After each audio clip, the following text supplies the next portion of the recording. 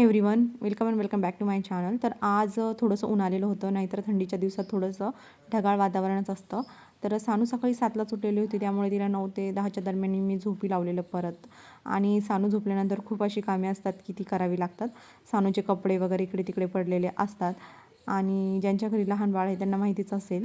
तर त्यानंतर आलं होतं माझं दुपारी पार्सल. तर मी ब्लाऊज ऑर्डर केलेलं, पण ते साडीवर बिलकुल मॅच होत नव्हतं, त्यामुळे मी ते रिटर्न केलं. दुपारी सानूचं फोटोशूट केलं आणि ड्रेस चेंज करून परत तिला झोपी लावलं. तर सानू झोपली होती तोपर्यंत मी जेवण करायला घेतलेलं होतं. तर जेवायला होती फ्लॉवरची भाजी, पुरी आणि पोळी. तर जेवण केल्यानंतर 1 तास मी पण आराम केलेला आणि सानू उठलेली होती.